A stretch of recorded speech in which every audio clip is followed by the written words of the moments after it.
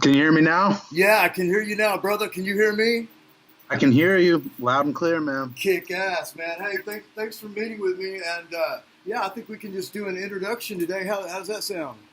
Well, I mean, right now I got like 40 minutes. That's fine. That's Is fine. it? Yeah, that's All right. perfect. Cool. I can definitely do that. All right, man. Well, let me tell you, we got the red book here, of the book of life for the super soldiers right here. And who we got on here? We got Anthony Zender. All right, man. Welcome to another exciting episode of You Don't Know. You don't know, huh? So don't act like you do. Anthony Zender, are you with us? I'm with you, Ayin. Thanks for having me on. It's a pleasure to be on. A show that's going forth in the disclosure movement. Yeah. Let me tell you, you've got to be the toughest looking, the meanest looking super soldier I've interviewed thus far.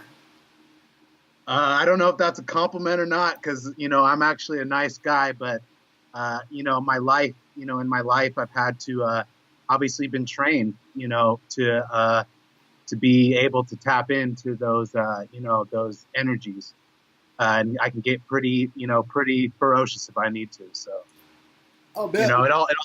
Yeah, it Let's started for me. go ahead. Yeah, you go ahead. I was just gonna say, let's start there. Let's start about your training. And were you in the military as a regular military man ever? Yeah, I was. That was what happened to me is in my life, my timeline.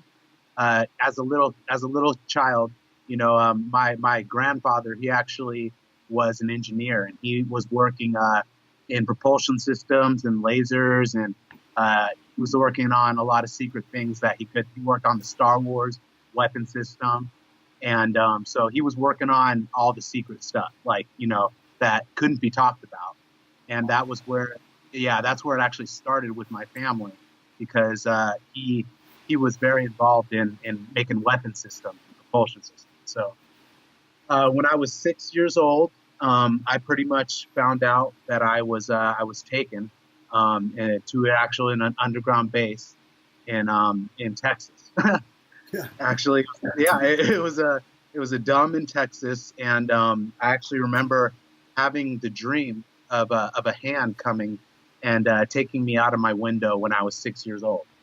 And obviously, that was a screen memory of the abduction experience, which I have found out that the abduction experience is actually part of an operation called Operation Green Star, that the secret government runs, because what they do is they have their special ops guys go out, and they basically abduct people, and this is a secret government, and basically it's Operation Green Star, where they pose as a alien threat, but really it's a special forces unit going in I've and heard of taking. that. I've heard of that. Right. It's good to hear somebody validate that, somebody with firsthand experience.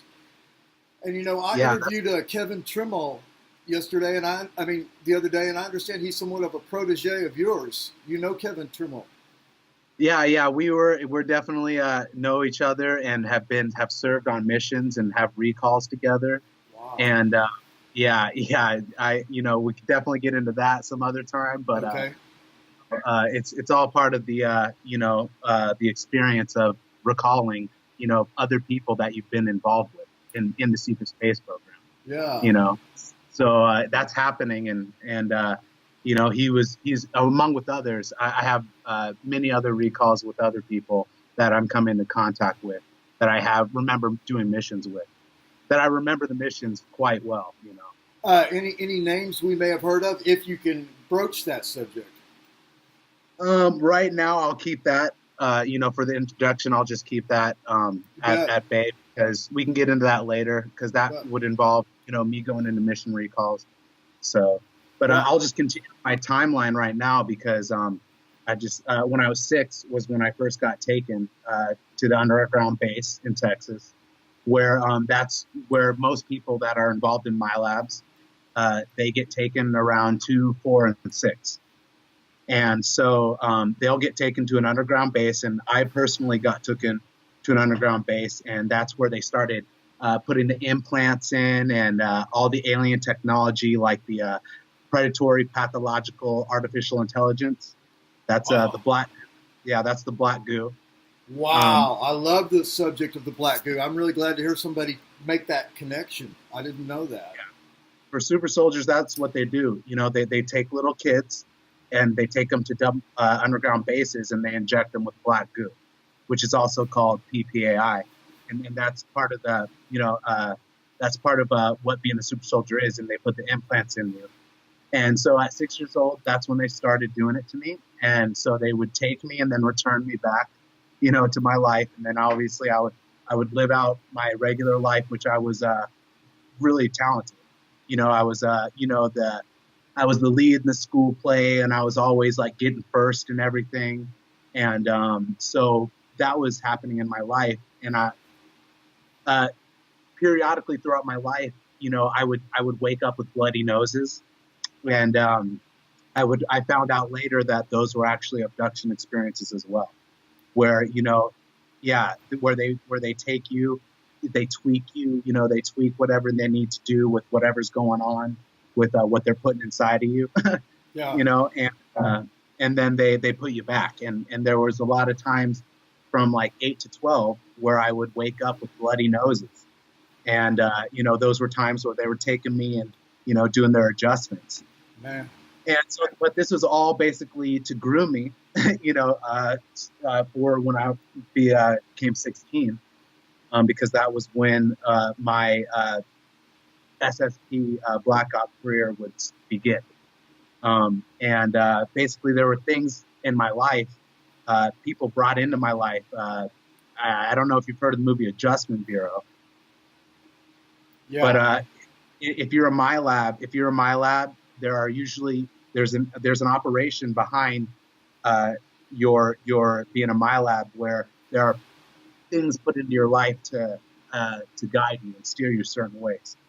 And so basically, in my life as a child, there was a group of 3 brothers brought in, right? And these 3 brothers, they were all training to be pilots in the military. So those people were placed into my life to influence me. And it did influence me because I actually saw them, because they did become pilots in the Marines. And one flew F-18, one flew a Harrier.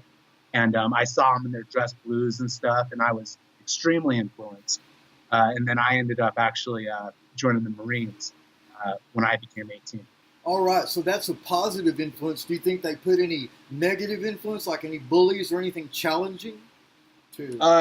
Definitely, there was a satanic influence behind it as well, that I could get into, because they were, put into our life to watch us, and it was all part of the SRA influence, that the CIA and the Vatican all has to do with, because my labs are watched so closely that, they have people put into their life, and these people, they were put into my life, but they influenced me, and I would be like taken to bases, in actual real life, and with my uncles, and I would go into, basically these advanced simulators that were like F-18s, and they would let me just fly it around, just grooming. What is it? Is this a real aircraft or is it a flight simulator? I'm not sure what an F-AT is. Okay. An F-18 is a real aircraft. It's an F-18. F-18. Okay, yeah. That's what these my uncle flew. But basically, when I was growing up, this could have been because they were, taking me, being like, hey, let this kid, have some fun, or it could have been because it was grooming, and they would take me on the base and actually let me get into these F-18 simulators, which was like, multi-millions of dollars of things, and it would have like a cockpit, and you'd be in this huge dome room, and you'd be able to be doing, rolls and stuff. And I got to be training on those when I was a kid, because they were obviously grooming me for when my SSP term would start when I was 16. Yeah, I definitely don't think it was that first option that they just thought, hey, here's a cool kid, let's have some fun. Right. No, it was, hey, let's influence this kid for some stuff that he's going to be involved in. And, because when I was 16, that was when that I was taken on my SSP timeline, out of this time, and did a 16-year you hear about the 20 in backs. Yeah, I've heard about that. Mine was actually for 16 years, and but I keep on getting used as I got returned back. So, I did my term, so I got taken off of this timeline into another timeline. Then I got put back, and then I'm here to live out my timeline on this timeline, but I'm still getting used, for missions. Let me hit the button on this camera. Yeah.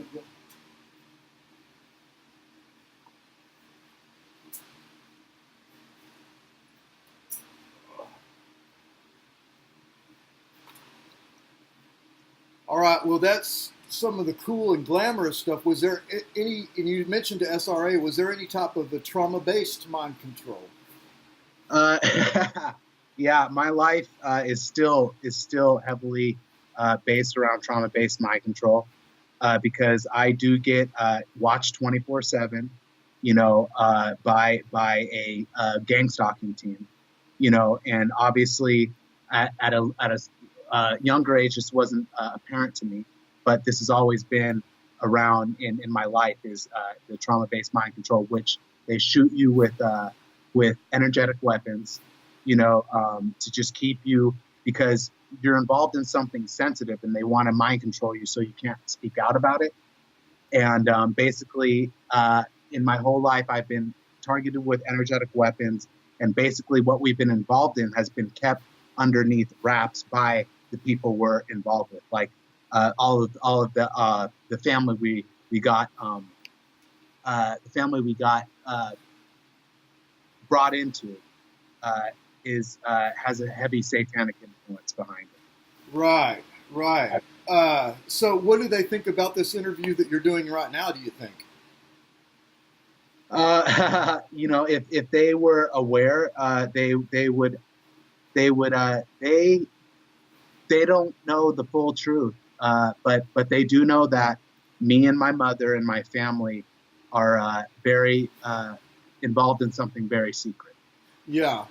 All right. And they don't even know what we're fully involved in, You mean the other people, your handlers don't know? Is that what you're saying? Yeah, they're the handlers, the family that was brought as our handlers. Because my whole family is super soldiers. My mom's a super soldier, obviously.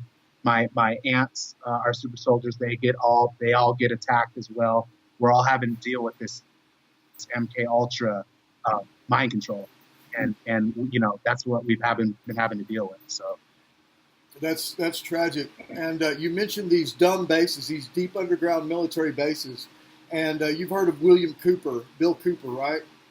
Greatest conspiracy theorist. He accused my great uncle of being the man that started those dumb bases. And I don't know if you know this, but I wrote a book called My Family Created the National Security State, and then in parentheses, no need to thank me. Because my family created the FBI, the CIA, the NSA, and NASA. My great uncle, my father's uncle, was in charge of every dime of the defense budget of the United States of America for over 40 years.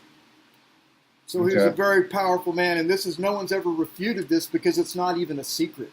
You can look up, go to YouTube and listen to conversations of Lyndon B. Johnson begging him for money and stuff. He also did the Manhattan Project. So I find myself in a weird position in this whole thing. Like I have a kind of a personal connection to it, and I just wanted you to know that. Oh no, you do. I mean, they're watching you, man. You're. I mean, if you got that connection, they're watching you. Very closely, because I mean, if you do get to so many people, they will start trying to stop you from reaching so many people. Is it possible I'm some type of controlled opposition, and that they're wanting me to, Oh no, you probably just like both of us, because we're whistleblowers, we're coming forward with the truth. Like we got support from higher beings because we really are doing the right thing, So I mean, there's a whole war going on behind us too, for what we're doing. Yeah, one of my psychics says maybe I'm trying to up the karma. Maybe my family had some karma and I'm trying to make up for it or something. I don't know, you know. But It yeah, definitely could be because I mean, honestly, we had past lives where we did things, where we're here. I believe in reincarnation me in too. my because I'm a part of a mystery school. I'm a Freemason. I am a Freemason. So yeah. May I grab a plaque off the wall right quick?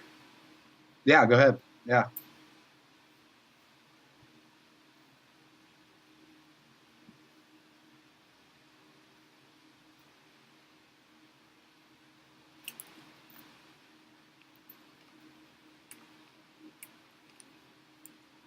I am not a Freemason, and I don't have anything wrong with Freemasons. And this right here is I'm in the OTO, OTO. which is Okay. yeah. So and there's a lot of Freemasons in the OTO. You probably know that. Right, right. It's a Rosicrucian kind of order, right? Yeah, it's a Hermetic order, you know, with Right. popularized by Aleister Crowley and stuff like that.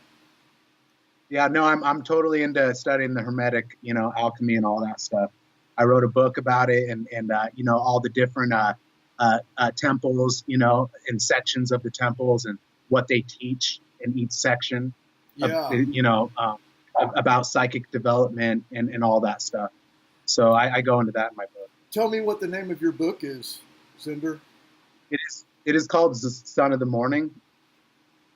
The Son of Yeah, the it's Morning. called Yeah. Son. Yeah, yeah, and that's out. How is sun spelled? SON. All right, got it. Yeah. So I mean, I go, that's my book I wrote. I started writing it when I started finding out all of this stuff. When I got out of the Marines was when I actually started remembering stuff, right? Because I did my tour in the Marines. I went over to Iraq. I was infantry. I definitely got some action over there. And then I came back from the Marines, got honorably discharged, and I started. I was trying to find my place in the world. But obviously the civilian world is like, what the hell's going on? So, Yeah. I mean, I was going from couch to couch trying to, basically find my place, and I got on the spiritual path, and then when I started getting on the spiritual path, I started having the extrasensory perception experience. I started having, that's when I started having, seeing the UFOs, feeling things around me, all that stuff. And I was like, okay, what's going on here? Something is going on. Yeah. And that, and obviously people around me too were aware that something was going on too. Because I lived with people, they were starting to get scared and they were writing alien symbols on the wall. They were writing alien symbols on the wall. Right. They were writing alien symbols on the wall because something happened, and they were aware of it. And they were somehow getting like whatever channeled through somehow as well. It sounds like. Right. That's what was going on, and so that started happening, and then I seeked to talk to someone. Right. I kind of wanted to know what was going on, so I went into the VA, the Veterans Affairs, and I wanted to talk to a psychiatrist. Right. But it wasn't going to be about, what I experienced in Iraq and all that stuff. It was going to be about me seeing UFOs and having these extrasensory perception experiences. So I went in there and talked to the psychiatrist, started revealing, I'm carrying an ESP book while I'm going in there. And I start speaking to him about what I'm experiencing. And, he tells me to basically to come back next week. And then when I do come back, there's a man there in the office waiting to speak to me. and so this man comes up and he's like, hey, how's it going?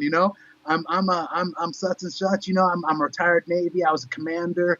And he's talking to me and he brings me over to this to this little this bar area, and we sit there and talk. And this was before I knew I was a super soldier. And but obviously I was waking up to it, and so they sent someone in, to see what I was remembering, and so this guy, he sat me down and he starts talking about really sensitive things, like how easy it would be to get a nuclear bomb in the United States, and he starts talking about assassinating the president of Iran, and just like he's talking about high level classification stuff, and which you would be involved in if you were a super soldier. But at that time, I didn't know yet. And so I was just kind of like, why is this guy talking about all this stuff? And so basically, he wanted to speak to me again, and he handed me a card for me to call him, but I never called him, right? So basically, I then went to church, a couple weeks later, and lo and behold, he's there. Of course. You know what I'm saying? He's right there, and he's actually talking to someone that I know because he knows I'm coming, because they know. Yeah. And so he sits there in church, and then he approaches me at the end. And he's like, "Hey, do you need a ride home?" And I'm like, "Actually, I do." And so he gives me a ride home. We're talking all military stuff, and then we get back to my house, and basically he doesn't beat around the bush anymore. And then he's like, what I've always been, really fascinated and interested about, it's aliens. But basically I didn't know anything about it yet, but that was where I knew I was being approached by an SSP guy, and they were basically trying to see what I was remembering.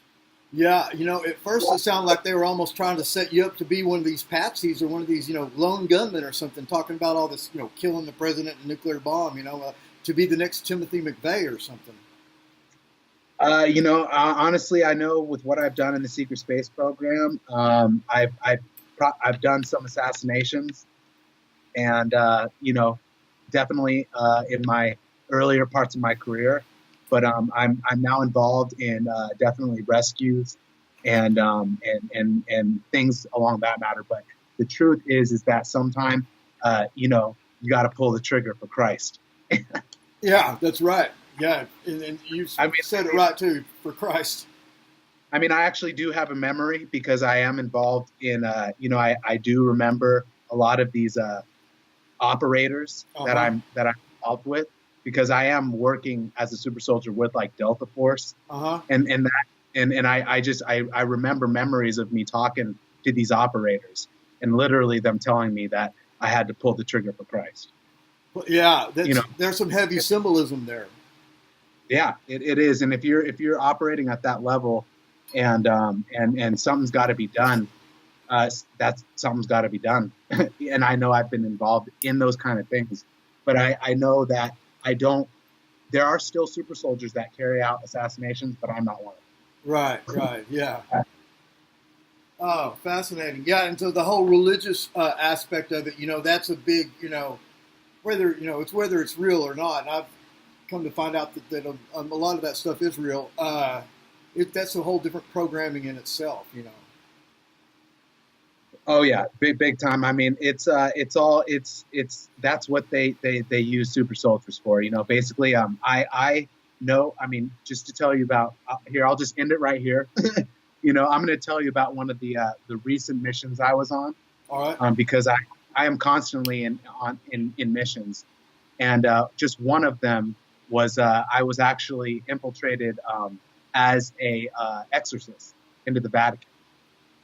And this was for the Advanced Contact Intelligence Organization, because I do as a super soldier for a Kruger, I do missions for the Advanced Contact Intelligence Organization, and basically I was infiltrated into the Vatican as an intelligence agent to basically go behind the scenes and gather intelligence on the satanic ritual abuse that they're doing there.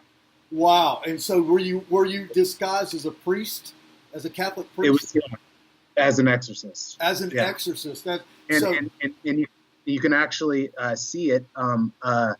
That they actually brought in the exorcist. There's an article about it in the papers, and I was actually infiltrated in that group. Wow! Did you ever run into Opus Dei, or were you worried that they were tailing you at some point?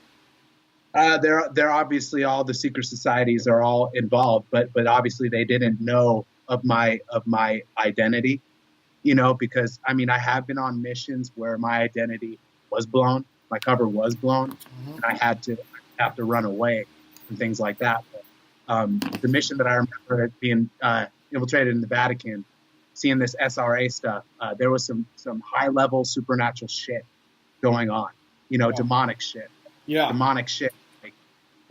So I saw that, with my own eyes, and I saw beings that were upright, but they were not upright. Yeah, that makes sense. Maybe a bad light or something. And a lot of this rings with what we hear Tim Refat talking about, that this is a science. It may seem like hocus pocus to a lot of people, but it's a real science. Oh, big time! It is the science. It is. It's the royal art, I guess. Yeah. There you go. I am writing a book called The Royal Art. Badass. Oh, that's a moment of synchronicity right there, huh? That's kick ass. It is that way, but yeah, man. I guess I got to get going now. All right. You mean going on your career, or we're ending the interview? The interview, because I'm at someone's office, so they have someone coming in. I understand. Well, let me tell you, I think we got a pretty good introduction to some of your material, and I'm hoping that you'll agree to do episode number 1. This will be the introduction right here, because I'm fascinated with this. Oh man, there's so much to talk about because we have so much disclosing to do. We have so much to talk about. So fuck yeah, Anthony Zender, man, thanks for appearing on the show. Fucking kick ass, man. We love you, and we can't wait to hear more of your story, huh? All right, Ayin, man. Thanks for having me on, and yeah, man, I'll talk to you later. All right, brother. Later. Till next time. Yeah. All right.